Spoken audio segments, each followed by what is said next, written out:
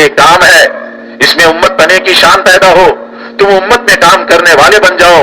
امت ایسے طبقے کا نام ہے جو ساری زبانوں کے، سارے ملکوں کے، ساری قوموں کے لوگ ہیں، جو کچھ بنیادوں کے قائل ہیں، جو کچھ بنیادوں کے قائل ہیں، ان سب کا ضابطہ اللہ کی طرف سے ایک ہی ہے، دو ضابطے نہیں ہیں کہ پاکستان والوں کے لیے یہ ضابطہ، یورپ والوں کے لیے یہ ضابطہ نہیں۔ اس کام میں سب جگہ کے لیے ضابطہ ایک ہی ہے۔ عرب و عجم تک دو ضابطے نہیں ہیں کہ عرب کے لیے الگ، عجم کے لیے الگ، چاہے کہ تم خود ہی سینکڑوں بنا لو۔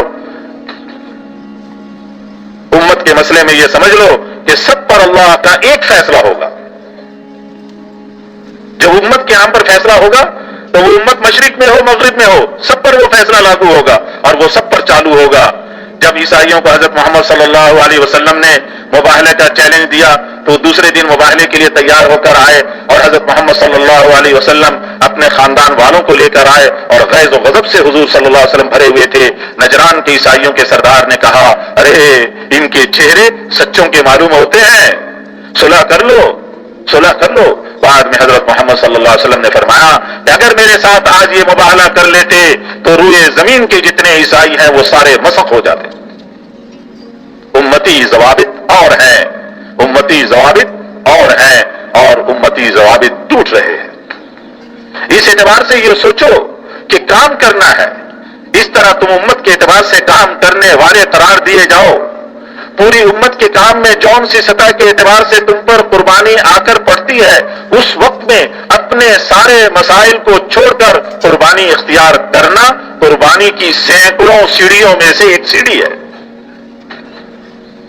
امت کے اعتبار سے تقاضا آیا اور مسائل سے گھرا ہوا ہے، لیکن کام کے، امت کے اعتبار سے کام کا جو تقاضا آیا، اپنے مسائل کو چھوڑ کر جب اس پر چلا تو یہ قربانی کی سیڑھیوں میں سے ایک سیڑھی پہ چڑھ گیا کہ اس امت کے کام کے اعتبار سے عزائم اور نیتوں کے اعتبار سے ساری دنیا میں پہنچ کر کام کرنا، اور جہاں تک وسعت ہو وہاں تک کرنا۔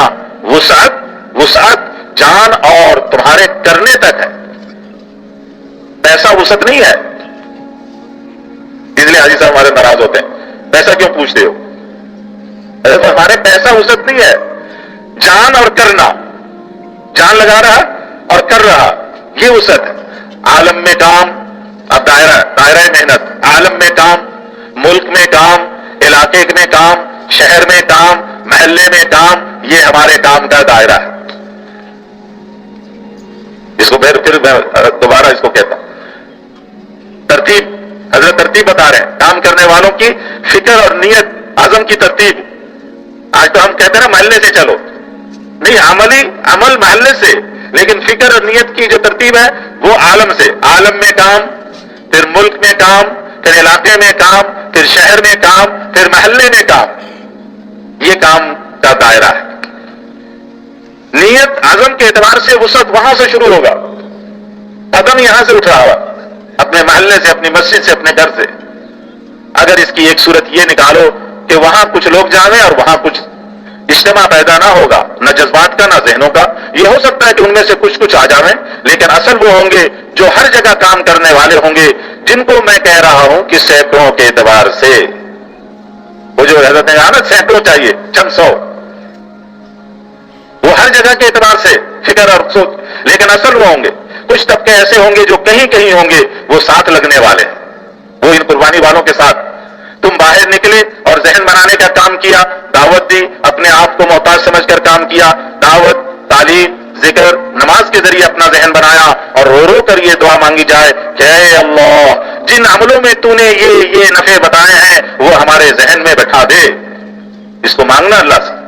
اب اگر تم بیٹھ جاؤ، ایک جگہ سے کام کر کے آئے، آ کر بیٹھ گئے کہ ہم امریکہ افریقہ ہو آئے ہیں، ایسا کام ہوا، اب تو ہم 4 ماہ لگا کر آئے ہیں، اب تم جا کر کام کرو، اب ہماری چھٹی ہو گئی، اب تو کام کر کے آ گئے۔ کچھ آدمی ملک میں پھر رہے ہیں، ان کو شہر میں فرصت نہیں، وہ ملک کے اعتبار سے کر رہے ہیں تو شہر کے اعتبار سے فرصت نہیں۔ کچھ شہر میں کام کر رہے ہیں، ان کو اپنے محلے کے اعتبار سے فرصت نہیں۔ کچھ مرکز میں جاتے ہیں تو مسجد کے کام کی چھٹی، کچھ اپنے ماحول میں کر رہے ہیں تو باقیوں کی فرصت نہیں۔ کہ ہم تو اپنا مسئلہ سلجھا رہے ہیں، اللہ تم کو توفیق دے، تم امریکہ کی ایک اور جماعت بنا دو، اسی طرح آنے کے بعد وہ بھی خارج ہو گئے، جلسوں میں آ گئے، نام لکھنے کھڑے ہو گئے، جلسوں میں آ جائیں گے اجتماعات میں، اور میرا نام کوئی نہ پوچھے اس لیے خود ہی نام لکھنے کھڑے ہو گئے۔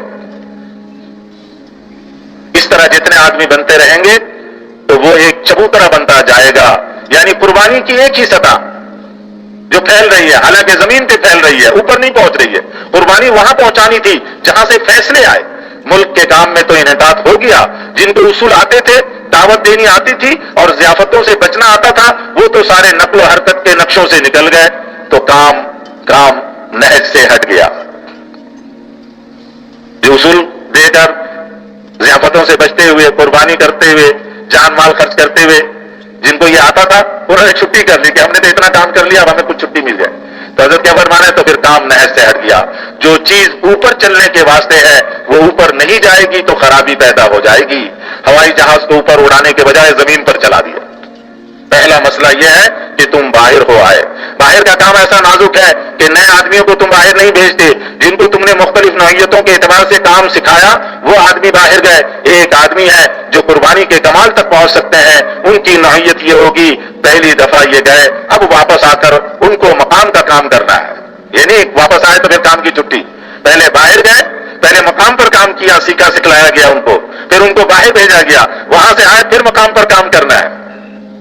یہ آدمی ہے جو قربانی کے کمال تک پہنچ سکتے ہیں۔ باہر کام، اندر کام، باہر کام، مقام پہ کام، مسلسل، کبھی باہر کبھی مقام، چھٹی نہیں۔ تو حضرت فرما رہے ہیں یہ آدمی ہیں جو قربانی کے کمال تک پہنچ سکتے ہیں، ان کی نوعیت یہ ہوگی پہلی دفعہ یہ گئے، اب واپس آ کر ان کو مقام کا کام کرنا ہے۔ جہاں جہاں تم گئے ہو وہاں سے لوگ آئیں گے۔ ایک وقت طلب کا آیا کرتا ہے اور ایک وقت قربانی کا ہوتا ہے۔ پہلے ہم گئے علاقوں میں کام کیا، اب وہاں سے لوگ آ رہے ہیں، اب جب آ رہے ہیں اپنے مقام پر اب ان کو سکھانے کے لیے اب پھر مجھے قربانی دینی ہوگی۔ جن علاقوں، محلوں، شہروں، ملکوں میں گئے تھے وہاں سے لوگ آنے شروع ہو گئے۔ تو ایک وقت طلب کا تھا اور ایک پھر قربانی۔ طلب کے بعد وہ لوگ تم سے سیکھنے کے لیے خود آئیں گے۔ دوسرا مسئلہ باہر کے علاقے میں جتنا پھروگے ایک رخ کی زندگی آئے گی۔ کوئی آدمی ملک میں تمہارے ساتھ زندگی گزارتا ہے، وہ تمہارے ساتھ مقام کے دین کا نقشہ نہیں سیکھتا، وہ تم سے معاملات، لین دین، گھر کا، بیوی بچوں کا نقشہ نہیں سیکھتا۔ کسی علاقے میں جماعت کے پھرنے سے پورے علاقے میں پورا دین نہیں آئے گا، دین کی طلب پیدا ہوگی۔ اس جماعت کے پھرنے سے پورا دین نہیں آ جاتا علاقے میں، لیکن علاقے کے لوگوں میں دین کی طلب پیدا ہو جاتی ہے۔ تمہارے علاقے میں دین کی پوری زندگی ہونی چاہیے، یعنی اب ہم واپس آ کر اپنے علاقے میں وہ جو دینی طلب پیدا ہوئی اس کے بنیاد پر ایسی محنت کریں کہ ہمارے پورے علاقے میں دینی زندگی، دین کی پوری زندگی۔ اب ایک حضرت فرمانے ایک بہت بڑے آدمی کا تانگے والے کی بات سے ذہن بنا کہ تانگے والے کا ذہن بنا ہوا تھا، اس نے دعوت دی اور اس کا ذہن بن گیا۔ بے شک ہمیں اس علاقے میں دین سیکھنے کے لیے آنا چاہیے، اگر تمہارے علاقے میں دین نہ ہوا تو وہ آئیں گے اور چلے جائیں گے، وقت پورا کر کے چلے جائیں گے اور پورا دین سیکھ کر نہ جائیں گے۔ حضرت محمد صلی اللہ علیہ وسلم نے اسی طرح دین سکھایا تھا، نقل و حرکت والا دین نقل و حرکت سے سکھایا، اور مقام کا دین مقام پر بلا کر۔ اور ایک سال تو ایسا کہ سارے عرب سے جماعتیں آئیں، اس کا نام ہی رکھ دیا سنۃ الوفود۔ آج 4 سال میں جو دین نہیں آتا ہے وہ دین اس زمانے میں 20 دن میں آ جاتا تھا۔ اگر صرف کتابوں سے دین زندہ کرو تو 10 سال میں بھی زندہ نہ ہوگا۔ اگر ایک معاشرہ بنا کر وہاں پر کسی کو ڈال دو تو 20-25 دن میں وہ دین سیکھ جائے۔ دینی معاشرہ بنا کر وہاں کسی کو ڈال دو۔ جنہوں نے انہیں سمجھایا تھا کہ دین کے بغیر کامیابی حاصل نہیں ہوتا، ان کی طرف تمام ملکوں میں دین کے لیے ان کو رجوع کرنا پڑے گا۔ ایک طبقہ کام سیکھنے والا ہے وہ بہت کم ملے گا، دین سیکھنے والا طبقہ بہت آ سکتا ہے۔ 24 گھنٹے ہمارے ساتھ رہ کر دین سیکھیں۔ بیرونی نقل و حرکت سے دین کا ایک رخ آتا ہے، نکلنے کے زمانے کا جو دین ہے وہی آتا ہے، تفصیلی معاشرہ بالکل نہیں آتا۔ صرف نکلنے کے زمانے کا دین آئے گا، لیکن تفصیلی معاشرے کا دین تب ہوگا جب ہم اپنا معاشرہ بنا لیں گے، اپنے مقام پہ اپنے محلہ شہر ایسا بن جائے کہ جو اس میں آئے آ کر دین کی ساری چیزیں عملاً دیکھ رہا، سن رہا اور اس پر عمل کر رہا، سیکھ کے جا رہا۔ تو یہ جو ہمارے کام کرنے والا یہ مجمع ہے، یہ اپنے مقام پر بھی ایسے کام کر رہے ہیں کہ ہمارے مقام کا معاشرہ دینی معاشرہ بن گیا۔